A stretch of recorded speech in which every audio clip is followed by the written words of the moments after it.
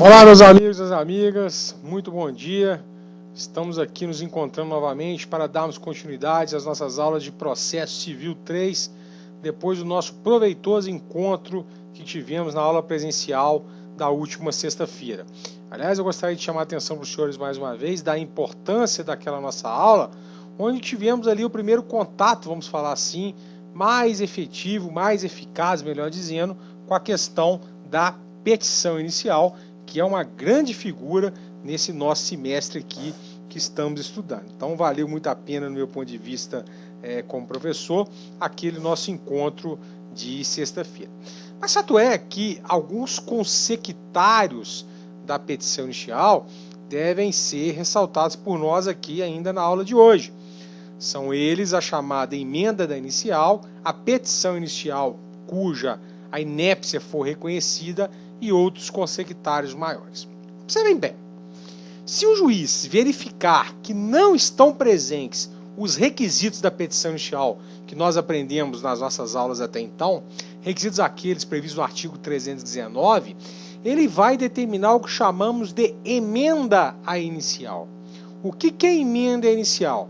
É quando o juiz verifica que não estão presentes os requisitos do artigo 319 e do artigo 320, e ele literalmente puxa a orelha da pessoa para que aquela pessoa possa, eventualmente, readequar a sua petição inicial na forma prevista em lei. A gente fala que é uma puxada de orelha porque a emenda inicial ela vai acontecer quando aquela parte literalmente não observar os requisitos da petição inicial. Observe você lá no conforto do seu escritório, você no conforto da sua sala, muitas vezes com ar-condicionado, muitas vezes com um ventiladorzinho lá, tomando um café, e você não observa os requisitos da petição inicial.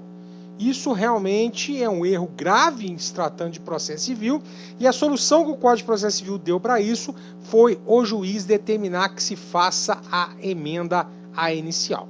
Então, toda vez que a sua petição inicial apresentar defeitos ou irregularidades capazes de dificultar o julgamento do processo, o juiz vai determinar que se faça a emenda inicial ou até mesmo a complementação da inicial no prazo de 15 dias. Eu chamo a atenção porque no Código de Processo Civil anterior, esse prazo era de 10 dias. Só depois dessa emenda à petição inicial é o que o juiz vai dar seguimento ao processo com a devida citação do réu. Mas chama atenção, nós aqui no quinto período vamos brincar, no sentido de que a emenda inicial é como se fosse um puxão de orelha, porque o cara não observou os requisitos da petição inicial. Não é vergonha nenhum, não é demérito nenhum falar para os senhores que eu, por exemplo, com 21 anos de advocacia, toda vez que eu termino uma petição inicial, eu vou lá no artigo 319 e vejo se estão presentes os requisitos. E curiosidade, não só aqueles do artigo 319, mas também aqueles do artigo 320. Dentre eles, os documentos indispensáveis à propositura da ação e, em outros casos, como vamos ver, numa ação, por exemplo, que se estiver discutindo questão de juros bancários, você vai poder também ter a questão, vai ter que também ter que observar a questão de apresentar na petição inicial o chamado valor em controvérsia, ou seja, aquele valor que você entende devido. Agora, se você foi chamado para fazer a emenda inicial, fez a emenda inicial, o processo seguirá normalmente. E se hipoteticamente você não fez a emenda inicial? Bom, senhoras e senhores, apresenta aos senhores o chamado indeferimento da petição inicial, que é quando o juiz vai literalmente extinguir o processo sem resolução do mérito, porque você não foi capaz de atender aos requisitos previstos em lei para dar entrada num pedido a favor de seu cliente. E é interessante porque se você não fizer a emenda no prazo de 15 dias, ou no caso de insistir em não observar o artigo 319 e 320, o juiz vai indeferir a sua petição inicial. Agora, o curioso é que o artigo 330 do Código Civil fala para a gente os momentos e os motivos pelo qual a sua petição inicial será indeferida. E o artigo 330 começa falando assim: a petição inicial será indeferida quando for inepta. Pessoal, o que vem a ser inépcia da petição inicial? É exatamente quando aquela petição inicial não foi apta a provocar a jurisdição. A partir do momento que a jurisdição não foi provocada porque a sua petição inicial não estava apta para tal, dar-se algo que chamamos de inépcia da petição inicial. E a inépcia da petição inicial acontecerá de acordo com o artigo 330, parágrafo 1º, quando lhe faltar pedido ou causa de pedir, quando o pedido for indeterminado, ressalvado aquelas hipóteses que tratamos, da narração dos fatos não decorrer logicamente a conclusão, e quando houver pedidos incompatíveis entre si. Observem que são 4 situações que levarão o juiz a indeferir a sua petição inicial, reconhecendo o fenômeno da inépcia da petição inicial. A palavra inépcia, repito, no sentido até mesmo etimológico, significa o quê? Inaptidão para provocar a jurisdição. E essa inaptidão para provocar a jurisdição que ensejará a figura da inépcia, ensejará também a extinção do processo sem resolução do mérito. Observação que quando falamos em sem resolução do mérito, nada impede que a pessoa proponha nova ação, desde que observados os requisitos previstos em lei, sobretudo do artigo 319 e agora do artigo 330, parágrafo 1º, ambos do Código de Processo Civil. Cuidado, porque quando a gente fala da narração dos fatos não decorrer logicamente a conclusão, é aquela petição inicial que enche linguiça, mas na realidade não chegou em ponto algum. O cara escreveu tanto, que não chegou a nenhuma conclusão lógica. Então, quando da narração dos fatos não decorre logicamente a conclusão, sua petição inicial também será declarada como inapta e a consequência lógica vai ser a inépcia da petição inicial, conforme a previsão do artigo 330, parágrafo 1º do Código de Processo Civil. Quando falamos pedidos incompatíveis entre si, é porque não tem como, numa mesma demanda, haver incompatibilidade de pedidos. Tem que haver o que a gente chama no âmbito do processo civil, que é uma conexão entre o pedido. Eu não posso pedir numa mesma demanda que o cara seja condenado a pagar a pensão alimentícia e seja declarado como não pai daquela criança. São incompatíveis. Então os pedidos têm que ser compatíveis entre si. Pode haver o pedido cumulado? Pode. Por exemplo, dano moral e dano material? Pode. Uma reintegração de posse cumulada com perdas e danos? Pode.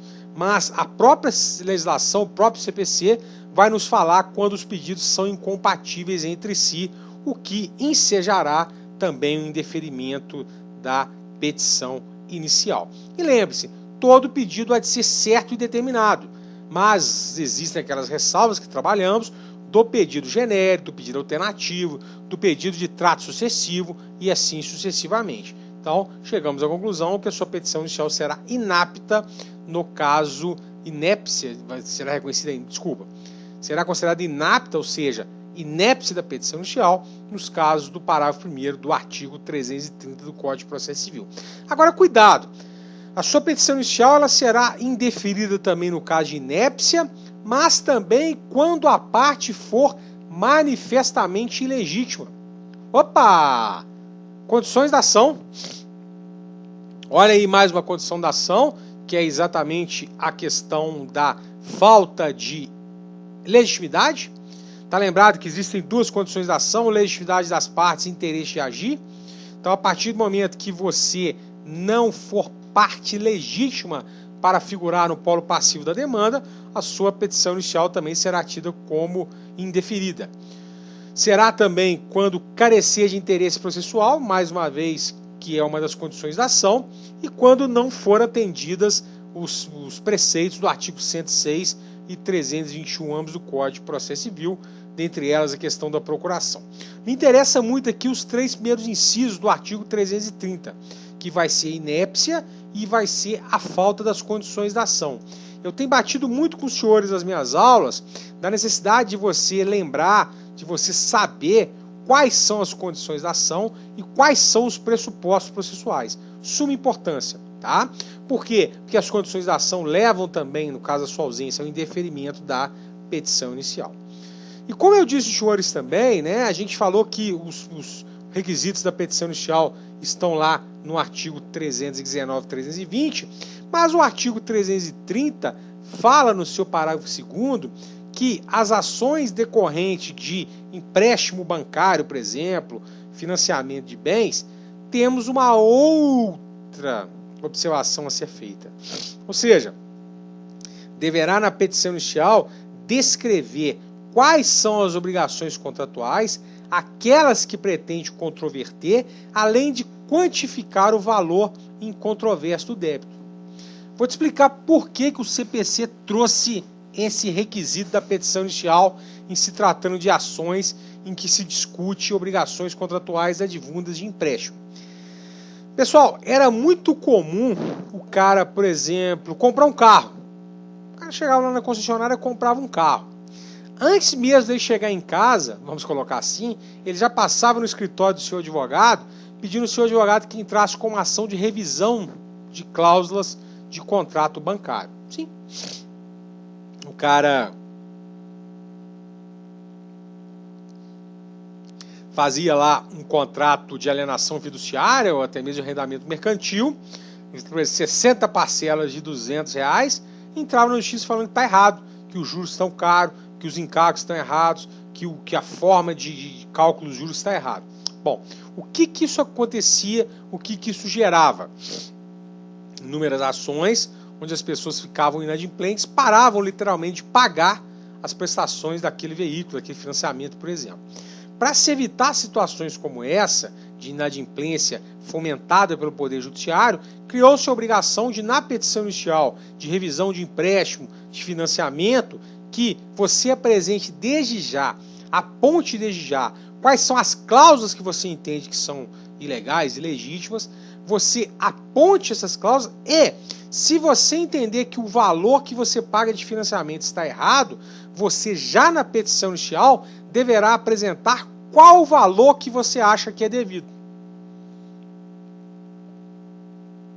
Inclusive, depositando o valor incontroverso. Ou seja, você vai apresentar para o juiz, não, juiz, não é 200, é 180, e já vai depositar em juízo esses R$180. Então essa é uma grande inovação do Código de Processo Civil, que trouxe a necessidade de, no caso das ações de revisão, de obrigação decorrente de empréstimo, de financiamento ou alienação de bens, você trazer como requisito da petição inicial o quê?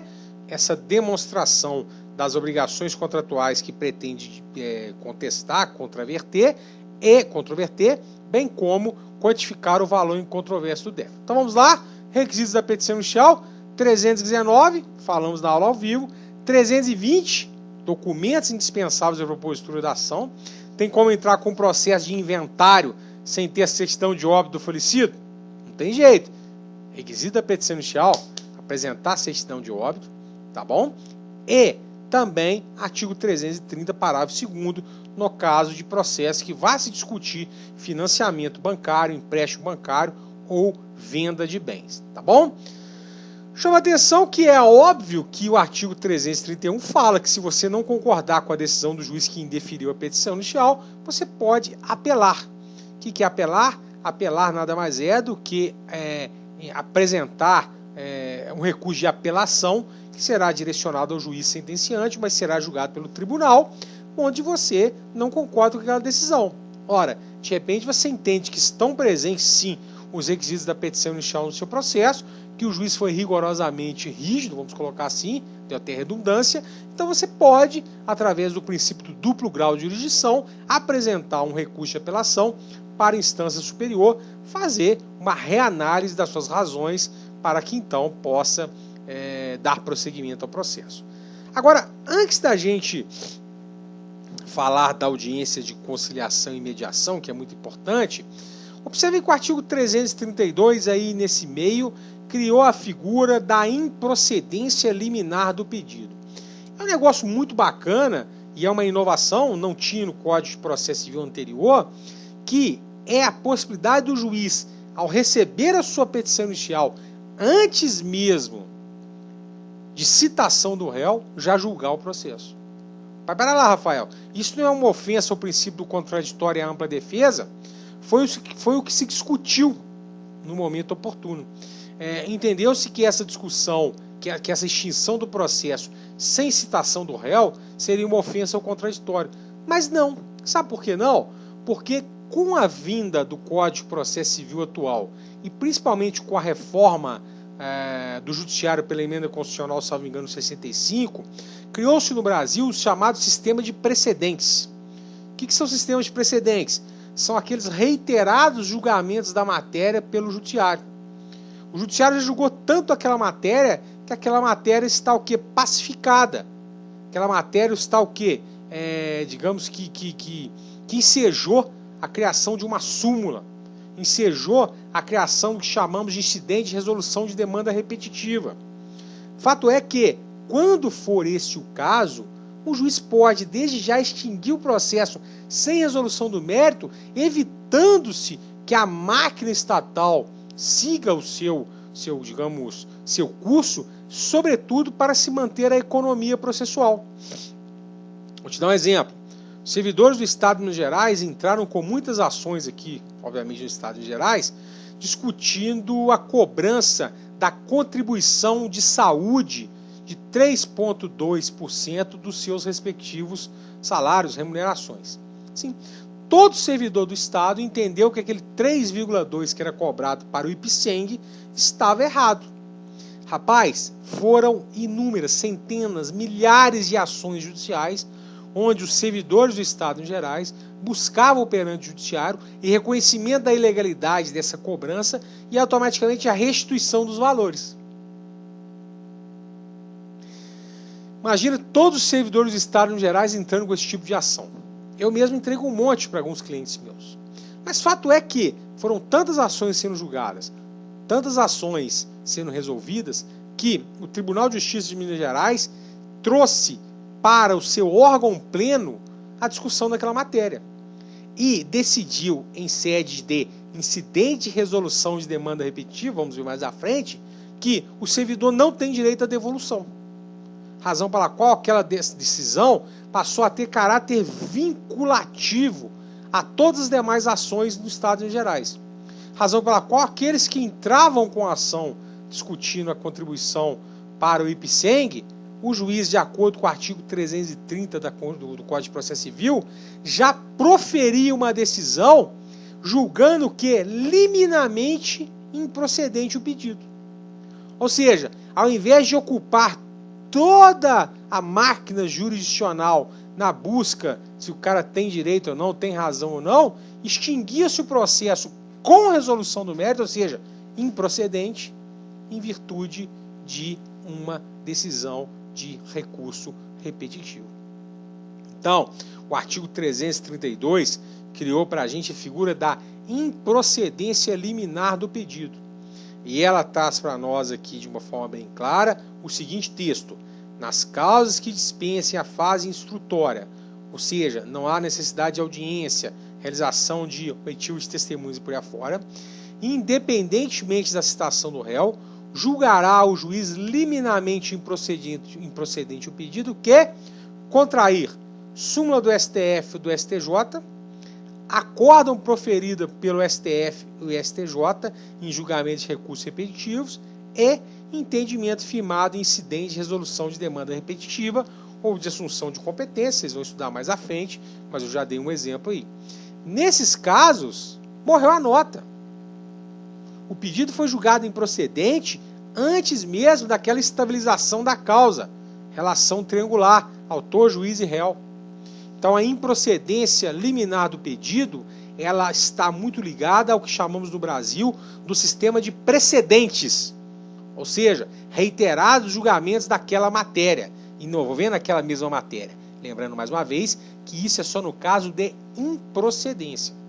É óbvio que se você não concordar, você também pode usar do duplo grau de jurisdição, interpor uma apelação, sendo que o juiz pode se retratar, mas se não houver retratação, vai determinar a citação réu para contrarrazões e o processo vai para o tribunal para ser devidamente julgado. Então observem mais uma vez que esse sistema de precedentes criou para nós a figura da improcedência liminar do pedido, se assim for o caso, conforme a previsão do artigo 332. Então, terminando esse aspecto de petição inicial, nós chegamos à seguinte conclusão.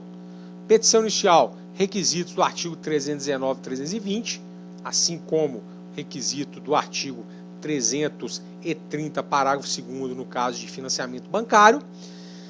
Citação, mas antes da citação o juiz pode indeferir a petição inicial que não preencher esses requisitos, ou até mesmo chamar a necessidade da emenda inicial, ou até mesmo decretar a inépcia da inicial. Mas se a sua petição inicial estiver de acordo com o que prevê o Código de Processo Civil, o juiz determinará a citação do réu para comparecer numa audiência de conciliação ou mediação. Então, cita-se o réu não para se defender, mas para comparecer numa audiência de conciliação ou mediação, que nós vamos tratar mais à frente. Chama atenção mais uma vez que o juiz só vai determinar a citação do réu, e você se lembra bem que citação é o ato pelo qual se chama alguém juiz a fim de se defender, quando a demanda estiver devidamente instruída.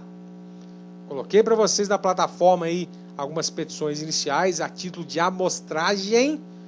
Cada um vai montar a sua para vocês verificarem como se dá exatamente essa observação.